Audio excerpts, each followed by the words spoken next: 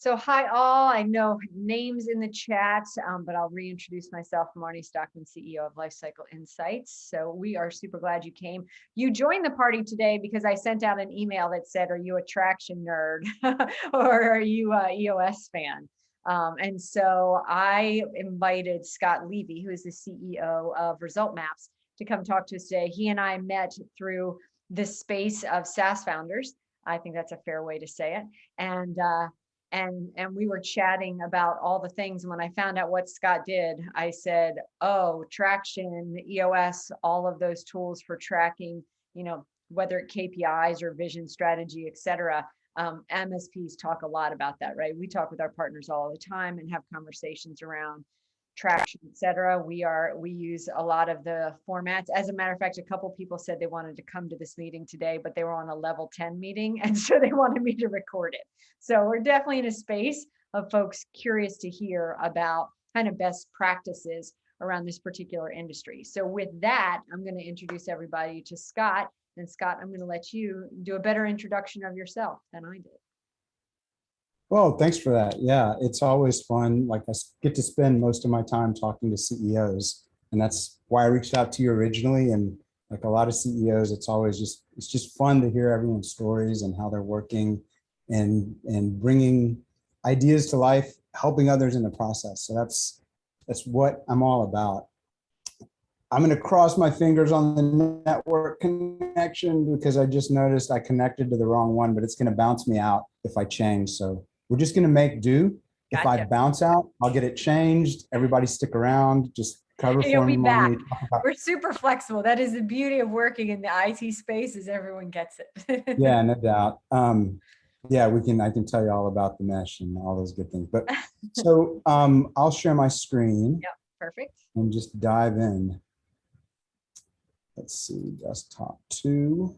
And I will say, as you are sharing screen, feel free to put things in the chat or Q&A, and I will monitor for Scott and make sure to interrupt him at really awkward places, as though I'm a dental hygienist, to have him. No, not really.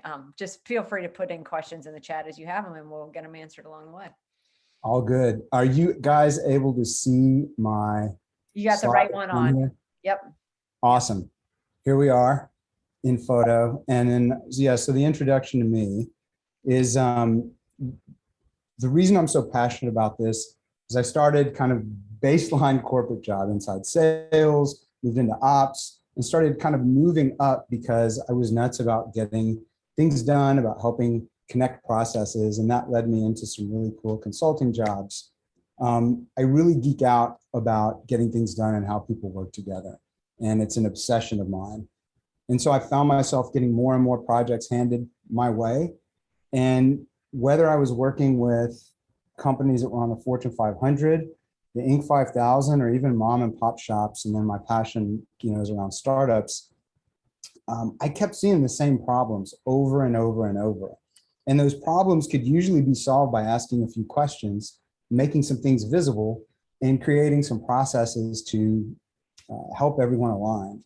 And what I found was the more intense the circumstances, the higher the stakes, the more important those questions were. And over time, I'm thinking, why aren't we just asking these questions all the time? Questions about what are the outcomes we need? What's the best way for us to get there? What are our constraints? What are the values we're going to prioritize? A lot of the things that you get in a framework like EOS, and a lot of other fun questions. But being a systems person and somebody who's programmed since middle school, I love products. I love building things. So I was always systematizing what we were doing. When I launched my own company, I got thrown into a distributed environment right away, kicking and screaming. My partner said, we're going to have an office here in Manchester. And so we did. And I got to learn to do a lot of things on the fly in that environment. And after that company as a consultant, I was back kind of helping companies solve the same challenges, and again, found myself asking the same questions over and over. So we built a system to help us execute and to help every one of our clients stay on track by getting them to be clear on where we're trying to go, how we're trying to get there, what are our priorities. So that's what ResultMaps really came from.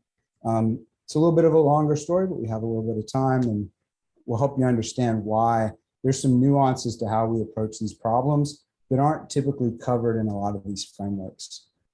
Once we launched as ResultMaps, I had this great experience where I went into one of our early customers, our early clients, and it was the easiest onboarding session I'd ever had. They were like, oh, we'll put our things from the VTO here and we'll put our rocks in these places. They were using all these buzzwords. And I left there going, what just happened? We went into these things kind of ready to talk vision and strategy with my guard up. And it was just so easy. And I called the CEO and I was like, what just happened? How are you guys so prepared? He's like, let me give you this book traction. So that was probably in around 2017, 18. And the more I explored the framework, the more I saw, Gina did an amazing job collecting a lot of the things I had read about that were out there and turning them into this great system. It was very easy for us to overlay EOS. So that's kind of my journey, our EOS journey in a nutshell. That said, the way we see the world is through the lens of this problem. This problem is crazy. And when I first saw these numbers, I was kind of shocked because what they say is, yeah, I mean, you think about it, right? Only 4 out of 100 businesses make it to their first $1 million in annual revenue. Only 4 out of 1,000 of those make it to their first 10 million in annual revenue. Then it gets really crazy because if you took 1,000 of those CEOs that have made it, put them in a room, only one of them gets out. If you're on the island, only one of them makes it off the island. When I saw this, it was like my entire career kind of came into a new perspective because this is where management consultants and systems integrators and a lot of the industries I had helped or been a part of, this is where they play because companies go through so much pain as they're changing. What happens? So this is another thing, again, that I experienced, but like I shared with Marnie, at one point in my career, I was like, is something wrong with me that I keep seeing all this inside these companies? But what happens is from surveys that have been done by the Gallup organization, 3 out of 4 people are unclear on their leader's direction. 3 out of 4 of them are just working not to get fired because when we're not clear, we say, fine, tell me what you want me to do, which is by definition being disengaged. And even before the pandemic, 4 out of 5 people were burning out. It had just, right before the pandemic, we were going to launch this big campaign like curing burnout and all these, like, I think first we were going to have like a war theme and then Russia started bombing in Syria or something. And we were going to do like a cure the epidemic theme, and COVID came out, so we're like, fine, but burnout's a problem. All that said, yeah, I want to see if this resonates. So if you guys have your phones and feel like doing a quick, it's like a 1 or 2 question survey, I'd love to know from you guys, what are the challenges you're seeing as you're implementing? I think this one's about implementing EOS. Marnie, I forgot to give you access to this, so we'll just play it by ear after the fact.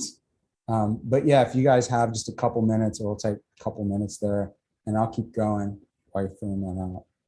Yeah, it's quick. I scanned it in myself. Nice. Yeah, I'm glad it works too, because sometimes type form. Well, I've got one little publish button. So we looked at all these things, right? We looked at less than 1% make it. What's happening kind of sucks. Every company deserves a result navigation system, so you can be in that 0.1%. That's the bottom line. That's why we started the company. That's what we're here to do. And why when we find a framework and a system like EOS, it's something where we prick our ears up and go, where do our principles align? How can we accelerate companies together? And I have to say, we're not affiliated with or endorsed by EOS. That's our disclaimer. But part of the reason is because we really focus on some of the nitty gritty of strategy execution that can fall through the cracks. So one of the things I saw as I was going through all these different companies with a lot of curiosity, I'd be brought in and I'd hear kind of the same thing, like, Scott, we have all these problems. We have all this stuff at stake. Really need your help. This project can't fail. This launch can't fail. This, fill in the blank. But we have a cool project management system and we have a cool goal tracking system. We brought in these consultants and it was like a litany of things that companies would do. It would typically have great people or good people even trying to do great things, but the systems that were in place were just creating so much friction But even with all these things, you can check all these great boxes. They're all great by themselves, but together they can end up as kind of a meatball sundae. We're like, meatballs are great, ice cream's great. They don't go together. I've not heard that one, but thank you for the visual. Yeah, that's a Seth Godin. I think he did a book, Meatball Sunday. Yeah, just having all the great ingredients isn't enough. You can do all this, you can still be in the 99% that don't make it. I get curious. I'm not somebody who thinks that everything just happens as it happens. Like, I want to know what's going on, and being, in software, you want to understand what's happening so you don't keep having the problem. So I just would study and study, and I'd quiz everybody in a company just because I'm curious, like, why are we doing it this way? And as I traced things back and I read more, I came to this really startling fact, thanks to a book that, if anybody's interested, Team of Teams, great book on systems. But what they highlight is that the way we organize as companies really isn't just a product of evolution. It's really a product of one particular case study in one particular industry at one particular time that took hold.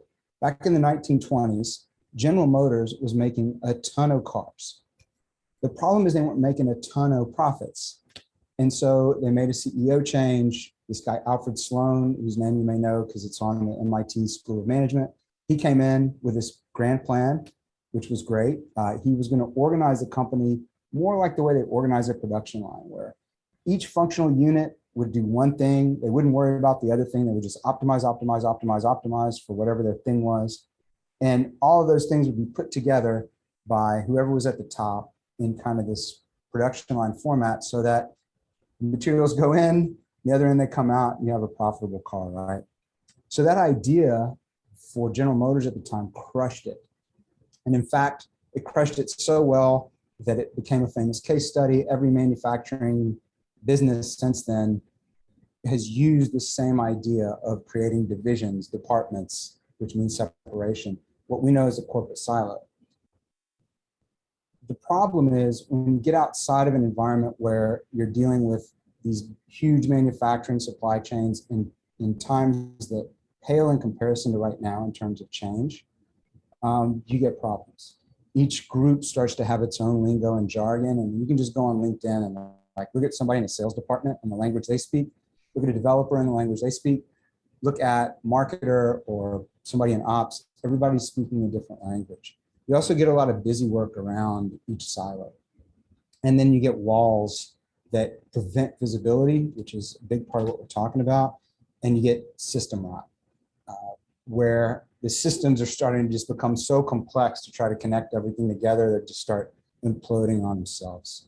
I thought that knowing all this, now I had this aha. I'd be like, if you ever saw Commander McBragg back in the Bullwinkle days, I'd be on a jet, in my dinner jacket with my pipe saying, well, chap, I understood the silo problem and I got around it. But I found that when I started my own company, I hit all the same traps. It was like the energy was like a black hole sucking me into these problems. And I did all the things, right? I ran into all the same problems. So then I'm like, okay, this is bigger. What's going on? Well, I'm nuts about connecting with people. Case in point, this is how Marnie and I met. I'll just reach out to people. I'll cold outreach anyone. Doesn't matter how big your company is or who you are. And then I was fortunate to have a lot of really great clients who had a ton of great success building, whether it's a big internet business or not Fortune, but Inc. 5000, whatever the case may be. The best are always building out a result management framework to keep everyone focused on results and to get them out of this kind of silo problem that we get in our software. We have all these things and you're doing all the things to connect the things, and you start to run in kind of circles serving these systems versus what we want to show, that I'll get to here in 1 second, is like, how do we go from this old way to something that's more akin to when I enter my directions in the phone, right? I know where I'm going and I get a route. So that's my vision and my strategy. Well, along the way, I want to check in, and I want to check in for at least 1 hour. We advocate 90 minutes, just like a level 10. If you're running EOS, this becomes your level 10. But that's like looking at your dashboard of your car, checking your levels, looking at where you are on the route. That's the second big component you have to have. And then the third is something we call the 90-second practice, but that actually spreads into projects and a lot of other areas that will show kind of how ResultMaps helps. And even if you're not using ResultMaps, I think these concepts can be really helpful because they can keep you out of getting lost in like the cascades that happen inside of an organization and get away from the silo inertia. The silos they're just not made for this amount of change. And again, if you look at that book, Team of Teams, that was the conclusion of U.S. Joint Special Forces. If the Navy SEALs and the Green Berets and all the other Joint Special Forces, with all their training and all their investment, the most highly trained, highly vetted groups on planet Earth, if they can't make silos work, I kind of think chances aren't that good. So how this aligns with EOS, since I think everyone here is familiar with EOS, and I was very careful. Like, we've got a great relationship right now. I mean, we're not affiliated, we're not endorsed, but we have a friendly, amicable relationship. So I don't use any of their trademarks here. So I'll let you guys fill in any of the terms, but this is how things map in, right? You've got all these EOS components. They're giving you your vision and strategy. You've got these other components that help you understand where you are. Where we really go deeper than what I've seen in the EOS community is around process, is around organizational health. Like, we can't get the right people in the right seats, but when you have the people there, we can make sure they're interacting in a way that they're doing the principles of healthy teamwork. We can help them on their projects. We can help them with their processes in a way that just from the conversations I've had may not be available in a lot of the other approaches out there. So all that said, if I wanted to leave you with one idea, and this is something else I know Marnie, you and I kind of gelled around, this idea of visibility. What we want to try to do is make what's happening visible, and that's what really want to show you guys and invite you to think about as we're going through this. Like, how can we make things visible in a way that's easy to take in quickly, easy to make sense of? So without further ado, I'll ask one more question. We'll just pause. I think this one is more about your challenges. One more question. I think that's the only one we have. We just always like to understand, like, what are the big challenges you're facing? What are your big goals, your big friction points? And as you're filling that out, we will hit escape and we'll take a look at ResultMaps. How are we doing on time, Marnie? Anything you want to add? Oh, we're good. Yeah, we are at 2:23, so we are rolling right along. And don't forget, if people have questions, sorry, I was answering my question. It's very obvious to me which one of these is the one I wanted to check. So I wanted to make sure I gave you feedback on that. Yeah, I mean, I think I like having the conversation with you about this because, like you'll see in a minute, Scott let me put Lifecycle Insights in so I could really get a visual. And I showed him my sheets of paper with all of our strategic plan. It's not that we don't do this or talk about it every week. We're very focused on the rocks, but we talked a lot about, as you said, visualization pieces. I think a picture's worth 1,000 words. It's why Lifecycle has so much red, yellow, green reporting. So I really like the visualizations you have in there. And I know folks would love to see what that looks like. Can I tell them what Michelle thinks, or should I wait? Please, no. I'd love to know. So the life cyclers on the call may recognize the name Michelle. She was one of our Aussie partners, but she's an EOS integrator. That is her job. She is a certified integrator. And she went and worked for an MSP in Australia and did a years-long consultation. And one of the things she did, thankfully, was get them life cycling to get their VCIO processes in place, but she put a lot of other processes and systems in place. She reached out to me after her consultation was over just to say thanks and that she appreciated all the work that we did with them. And so when I saw that she was an EOS integrator, and I'm definitely the EOS integrator in our party, Alex is the visionary, as most folks know, and I'm the integrator side of the house. When I met Scott, I sent Michelle his way, and she was really jazzed what she saw with ResultMaps, right? So she has checked out the other tools on the market and really liked what you brought to the table. So I think it'd be cool to show folks what that awesome. looks like. Yeah, it's really cool. I mean, we have a different perspective. I'm going to talk a little bit about that because I also think that it provides some value we talked originally about like, how do you have more strategic conversations, and your clients want to know what you think, right? So I'll talk about that as we go through and kind of how that shaped a different approach to these problems. But the reason I started where I did is because as you go through this, what's shaping everything you see is we're coming back to these core problems. And once we did that, it really changed how we move through the software.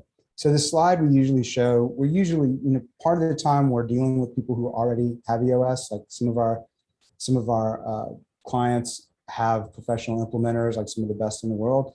Others are just what we call EOS curious.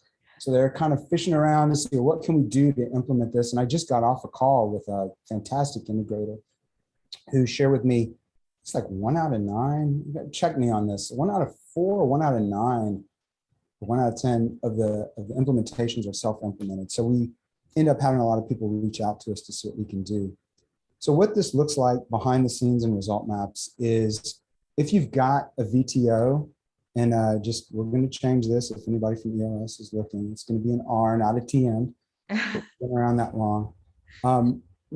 In our software, we support these different elements. So before I jump into the VTO, what we found is to get people to quickly grasp these concepts and see them visually, we needed to organize a little bit differently than traditional software. Because again, traditional software is like, what I have up at the top of my screen, where we have like all the things across the top and we just throw them up there and you need to go figure them out. But people are busy today. And when we're executing any strategy, we're asking people to buy into a change. We're asking people to stay focused no matter what happens. So what we found was that we had to take as much out of the way as we could that got in the way and just keep things down to things that I'm doing personally. So that's why you see up here, we have an individual icon. Now, what is my team doing? And this is where you see those 3 essentials I just talked about. And then finally, if I've got projects and processes to support the way that I as an individual am interacting with we as a team, then we move that into a different area. So those are the only 3 buckets we put in ResultMaps. And as a result, we're able to keep the focus on these elements. So this is what we call our EOS support version, where you can fit in everything from the vision traction organizer. This is examply. I don't know if you filled yours out. We can look at you for the mind map. Did you happen to do this part, Marnie? I did the mind map. I didn't do I just did the mind map. Awesome. So the one thing I'll highlight on this page is we push people really hard because core values are more than just wall posters, right? One thing I love about EOS is they push the Patrick Lencioni talk on actionable core values.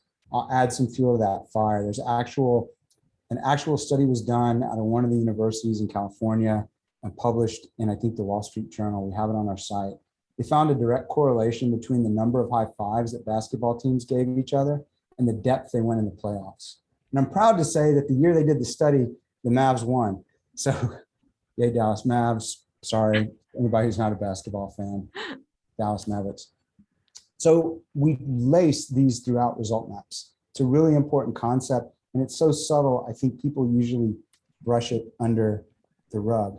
So the way that looks is as I go into more detail, now that we've done the vision, how do we visualize how we're going to get there? It's the number one problem that I've heard my entire career. As the person who's built up the business, you have all these ideas in your head, and you can see the whole roadmap from like today all the way out to 10 years when you conquer the world. And so you're constantly moving to make sure that everybody understands that whole vision, but it's running everybody crazy. So laying these things out visually, whether it's for your own team or for your client, is really important. So what we do, and here you can see there's the little core value pops up whenever you have a loading screen. I know it seems corny, but like, look, on our team, we have our core values and we want you doing them. I want to make sure I'm doing them, because if I'm not doing them, how can I? Well, all of your daily emails that come over, like all of the pieces tie together to really kind of motivate you all along the way. Like I like all of it. Oh, you know what? I forgot. Yeah, I forgot to mention that. You're going to get daily emails, Marnie. I got that. I forgot to send you the tips emails.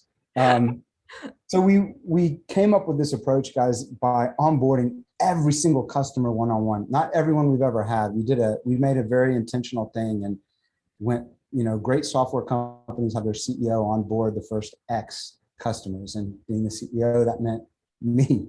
So we've put a lot into how we onboard people, and that allows us to see what's going to help people understand what it is we're doing when we're conveying strategy. So we found that this mind map is a great help, both when you're planning and just for a quick overview. And what you see here is examply. Let's switch over. Well, I'll show examply and then we'll switch over to life cycle.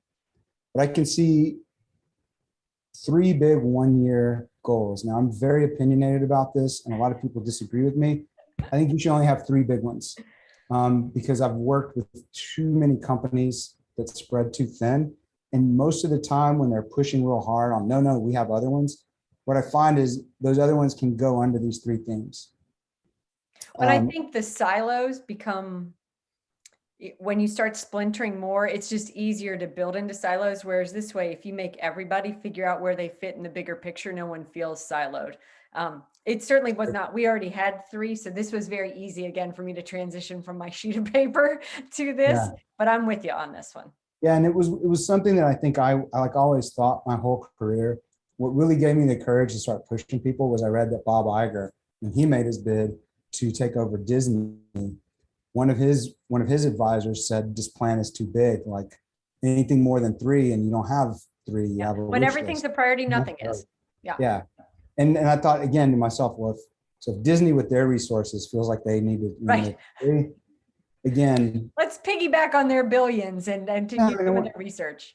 That's it. But what I find is it's very focusing. And what it does is it allows you to tell the story. So sometimes if you're dealing with a client or you're dealing with somebody that has a lot of ideas, the transition is just, we can fit everything you want to do under 3 big themes. That allows you to come back when you're faced with decisions or conflicts and the other things that happen. That allows you to tell a much stronger story and be much simpler. And especially as a leader in your organization, you become the person who's championing that, which is what, great CEOs do. We're broken records about this. So I can see the 90-day rocks that go under each one. We recommend a 3x3, but this example, full disclosure, comes from the book Get a Grip. We took Swan Services, if you guys know that, in the Traction books. So it's a fictional company. We basically input, stuff pretty close to theirs so that we could show how this fits. But I can see my 90-day rocks and how they roll up. I can see specific results. And you guys just pretend that X is whatever meaningful revenue target you have, because every company has different revenue targets, so we don't usually fill this in for our demos. But whether it's your first million, your first $500,000, your first 50 million, you typically want to have whatever your revenue target is for the year spelled out. So now I can see, and my team can start to see how they're fitting into place. One thing our clients have said, our customers, we like to call them clients because we love them more than just regular customers. But one thing they've told us is, it's helpful to have that context. And I know for me, if I don't have that context, it's hard to lean in and give my best. But we go beyond just the rocks and we push really hard via our little bits of information that you'll see peppered throughout the app. Make sure that you can make those rocks measurable. And measurable can be as simple as, is it a document that exists or doesn't? So it's a check, so it's a binary. Or it could be, we're going to deliver 5 experiments to see if we can, lower our customer acquisition cost. Whatever it is, this level of specificity will allow you to empower everyone around you to make better decisions, but also you're coming back to this. So that's basically us. We go all the way out to projects and action items, and you can see how those things tie together. This view is really is useful in planning. I'll show some of the things we have for management, but oh, you know what? I don't have, I'm not logged in as me. So let me get logged in as me because I want to show Marnie stuff. Or Marnie, do you have it up and you can share your screen? I do have it up.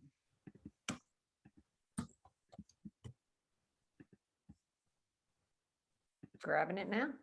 That's what happens when you just jump on these ideas. Perfect.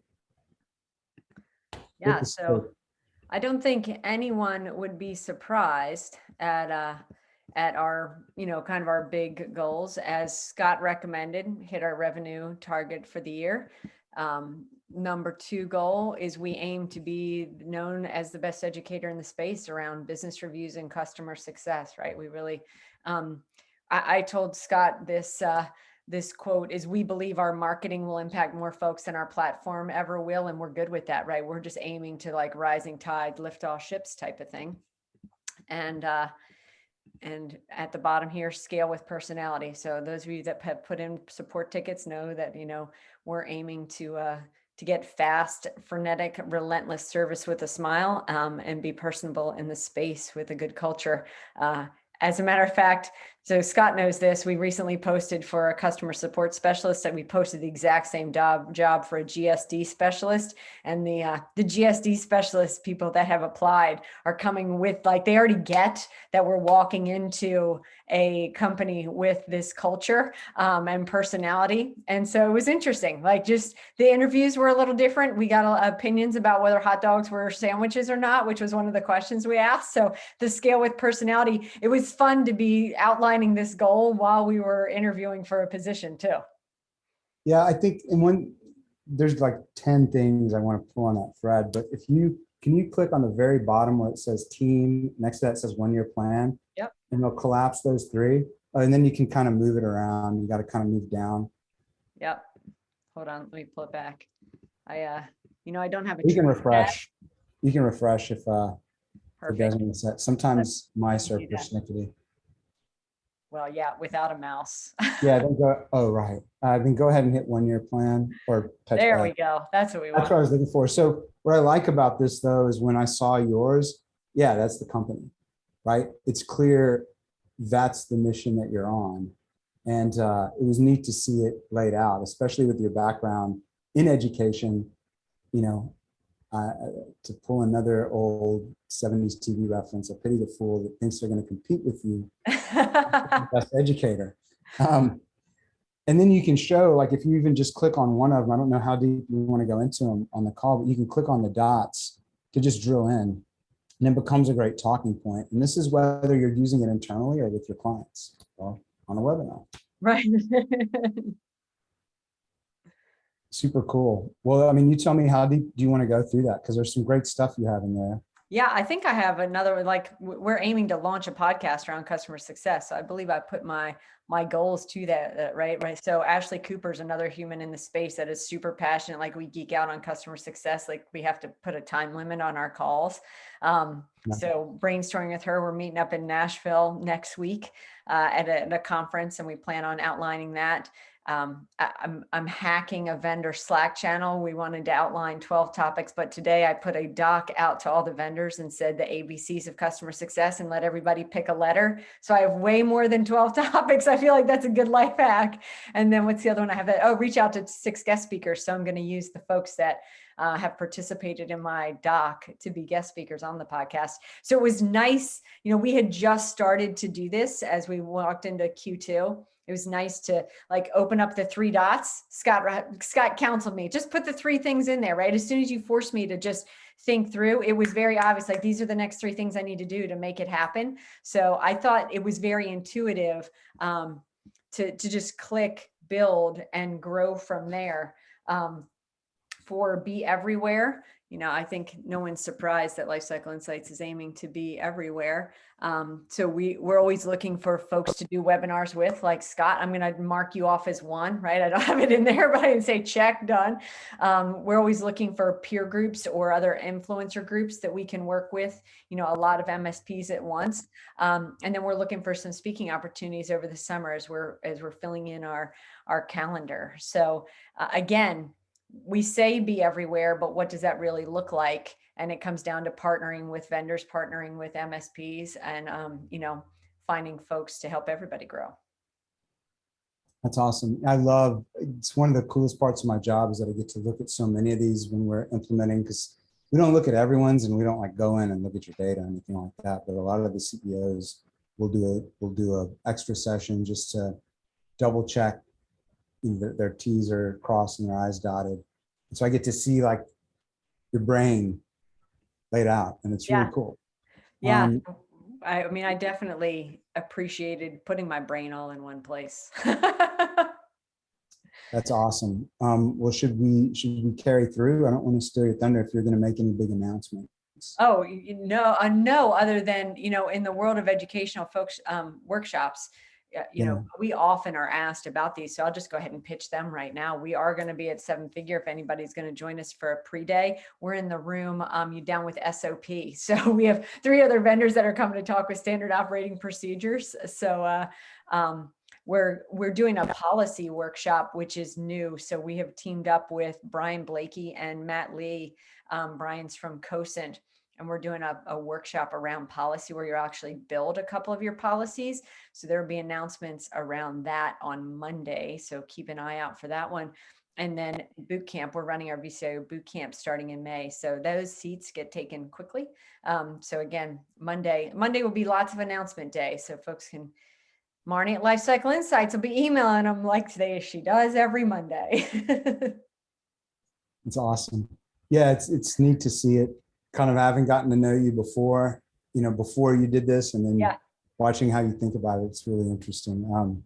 Cool. Well, I'll just keep plugging through. If that works.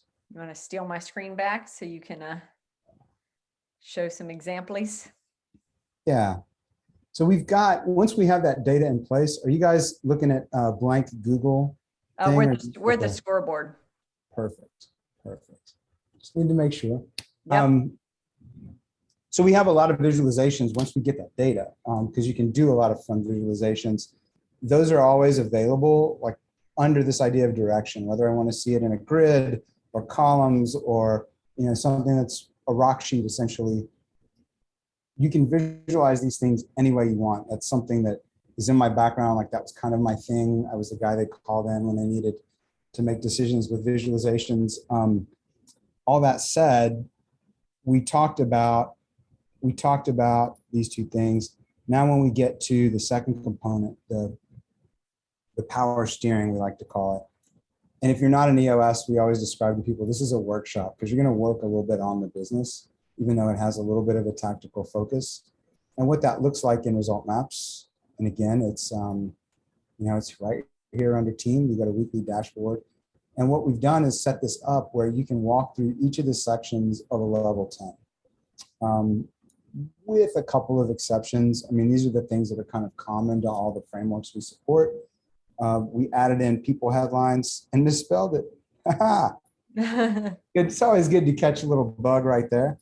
We have PAPL headlines. PAPL headlines. It's much more impactful. But that'll be fixed by tomorrow. But that's the thing we add in. That's why my eyes went right to it. Like that's one of the things you can check a box in your config and say, I want EOS strict, because EOS pure, I think, is trademarked. So we just call it strict mode. But you see all the elements here. If you're familiar with the level 10, I won't take you through them.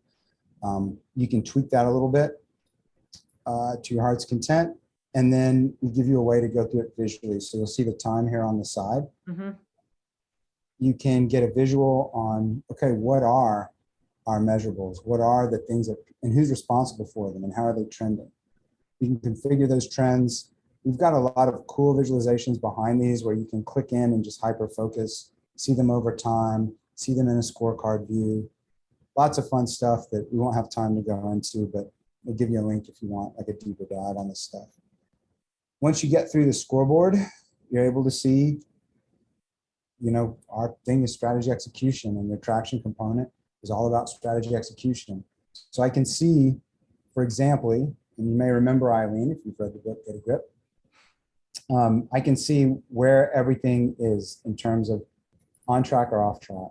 So I got to speak with one of the EOS implementers, like the top implementer, and one thing she kind of said is, look, for strict mode, you're not going to want the needs attention because they just do on track or off track. Yeah.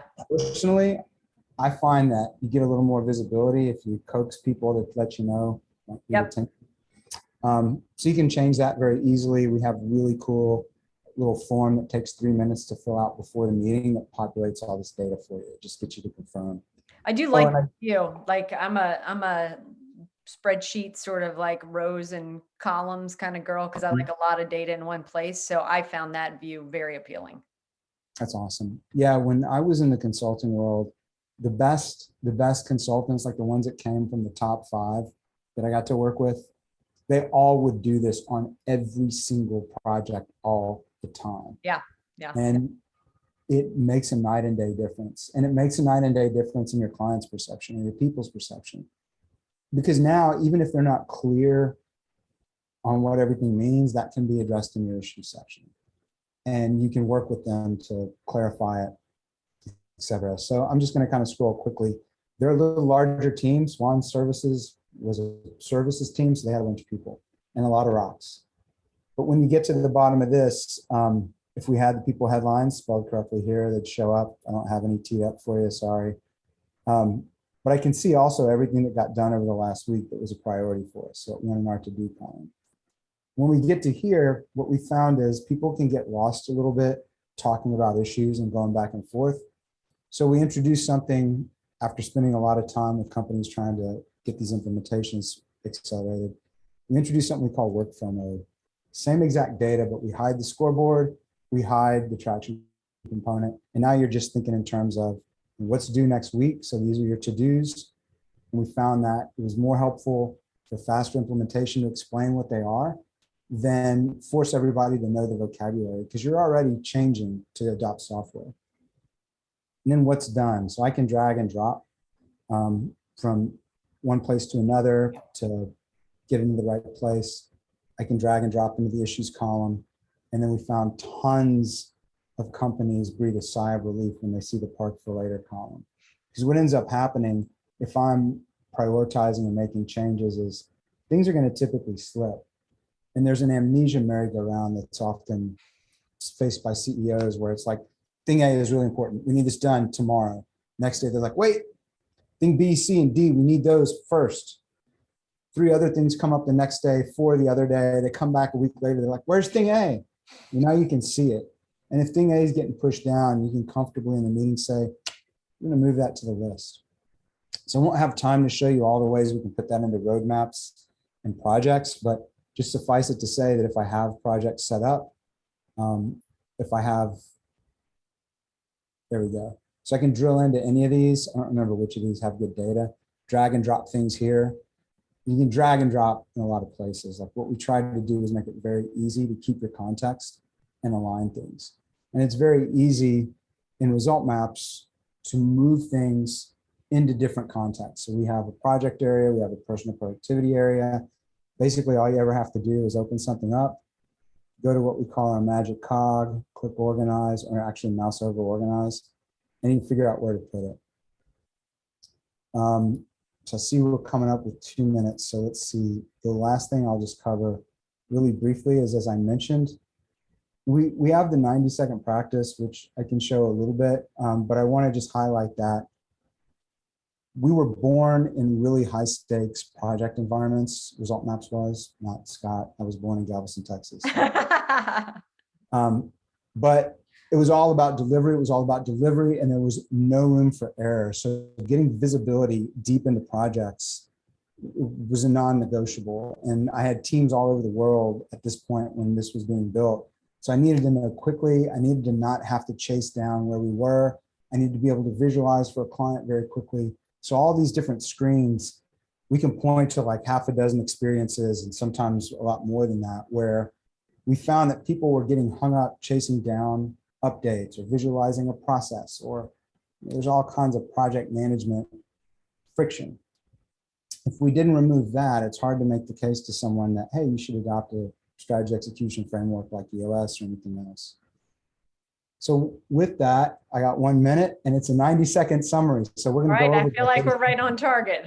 Yeah. So this is the thing that really, for me personally, unlocked my time. It came up because I was, managing these teams. I was trying to coach all my kids' teams and be at all the school events, and they were working from home, and we had a disruption in 2007, and things are going crazy. And I was spending all my time chasing down updates because that's what happens as you get successful, right? You have more work and it just feels like more stress. So what we found is if we could get everybody to answer 3 simple questions, everybody didn't have to be in the same time zone for a daily stand-up meeting. And then the crazy thing was people actually started leaning into it. So it's real simple. ResultMaps will auto populate anything you've gotten done. You can drag and drop things in from anywhere. Like this is my personal list, which we don't have time to go into today. And I can type freeform. And I know that this matters for MSPs because I've got a friend that's CEO of this great MSP. He has his people email this to him every day. So I think this applies basically anywhere, though. It's not just for software teams. Yeah, absolutely. What I loved is what happened after I filled this in and I saw my stand up like for the next day there. It's the coolest feeling, especially if your teams are dispersed, to get up in the morning. Like I've said this and I've had our clients say this, my favorite thing to look at, the result feed. It's a behavior change, but it's 90 effing seconds. Like you just have to bite the bullet and get everybody to commit to it. And then there's all kinds of crazy data about how this helps your company. But I'll get onto that in another call. I'll get into that in another call. So first tomorrow, let's say record the new demo just because that's on my mind because we're working on the new demo. And you just, again, you're typing, you're dragging and dropping. If you're, on the front lines, not say the manager, the leader, you're typically going to be just dragging and dropping. And it's just one thing, but this is a signal for alignment. So that one thing that's top of my list tells you what the priority is, and it makes me think about it. The practice I could talk about for 30 minutes more, but we don't have that time. I want to get to Q&A. So the last question is really important. Is anything stuck? Now, Baby Scott, when I first started managing, I would get a little grumpy when people would list things as stuck that I thought they could handle. Baby Scott didn't know that it's better to encourage people to tell you where they're having friction because one, they won't be afraid to, to tell you if they're having a problem. 2, you're going to get more visibility. And 3, what's the harm? Like, it doesn't mean that they're a negative thinker just to list if something's stuck. If you can create a culture where it's okay to say, hey, there's friction here, I just need to let you know, it is going to make life better. So trust me on that if you're not already a believer. But once I click next, I can confirm, I can submit this to multiple teams. ResultMaps supports multiple teams, which is really important because especially if you have clients. When I click Save Team Visibility, we're always going to give you a little dopamine hit. So we have a set of pictures that we rotate through because we want to do anything we can to make this a habit because you're going to be so much happier when you do it. Yeah, I want to be there. Click Continue. And then I get so conference on that lake. Yeah. So this is a sample account, so it's not peppered full of stuff, but I can see everything that's from everyone on the team, and we'll probably build something eventually to pre-populate these, but that's the 90-second practice.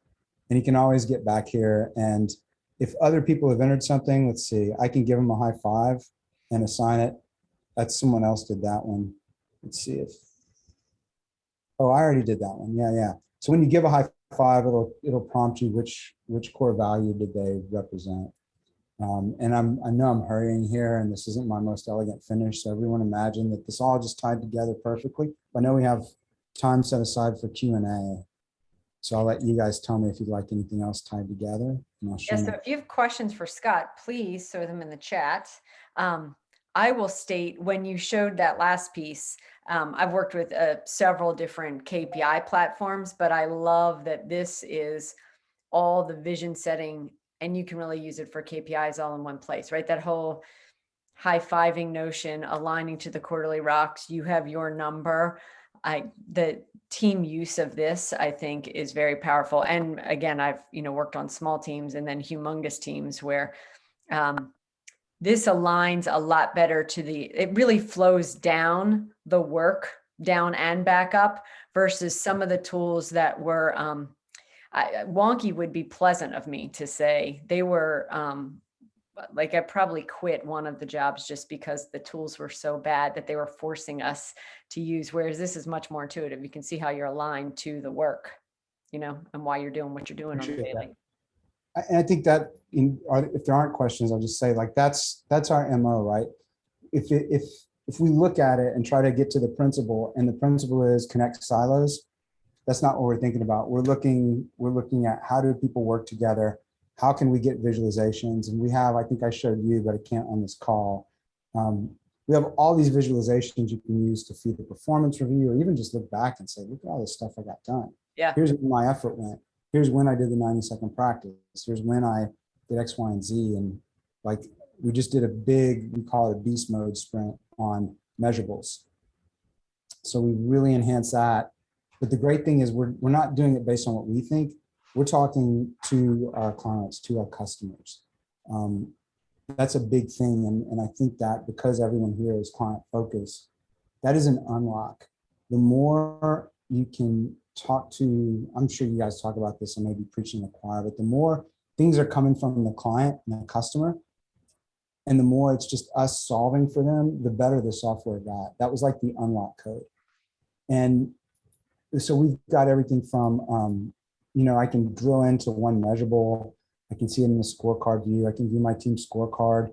That all came from looking at how our clients and customers are, I just need to call them clients. I just feel like it sounds like we're a consulting company, but how they were actually using it. And what's driving our requirements now is we have people, they want to be able to prepare a little better for their quarterlies if they're meeting with an implementer. So can you give us this in the report? Can you do this nuance? And I think that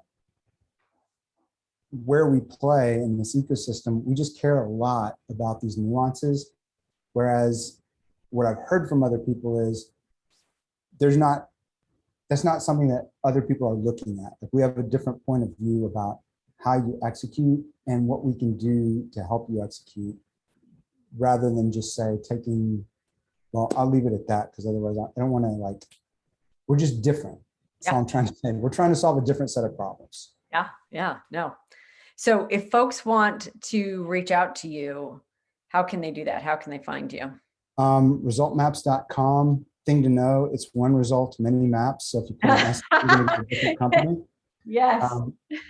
That's the most common thing. And no, they don't want to sell me the domain. So before you start, and then on LinkedIn, you can connect with me there. If you go to our website, we've got a newsletter we send out, all the books and things I reference, all the other nerdy stuff I send out, as well as product features, and we get more insight into the nitty gritties. And then you're also welcome from the site to sign up for a strategy session if you think this is something that could help you accelerate. Yeah, it's definitely a cool tool, not just to play around with, but to really plan with. I enjoy my weekends because I get to do that strategic thinking time. And so I really liked working through all the pieces. I appreciate it. It's awesome. It's great to hear. That's why we're here. Well, I'm super glad you joined us. I'm super glad everybody on the call joined us too. If you all have any questions, I'm going to put Scott's LinkedIn URL right in the chat, so you don't have to type it yourself. You can just grab it. Scott Levy. And then again, result maps, one result. I like that. I mean, I didn't have a problem remembering it, but one result, many maps. That's a great memory jogger right there. It is. I mean, it's very easy to see it as results map. Yeah. I mean, it happens probably X number of times per day. Yeah. No, I totally can see that happening, but I like the one result, many maps. So I like it. Well, thank you. I will let all go. Feel free to reach out. Everybody knows how to get me if you need me. Marnie.Stockman@lifecycleinsights.io. And Scott will be sending out the video of the recording of this later. So if you need to go and study all the screens and all of the ins and outs, that's what I like to do. You can play it on slow mode to check it out. All right. Awesome. Thanks all. Thanks for having me. Thanks, everybody.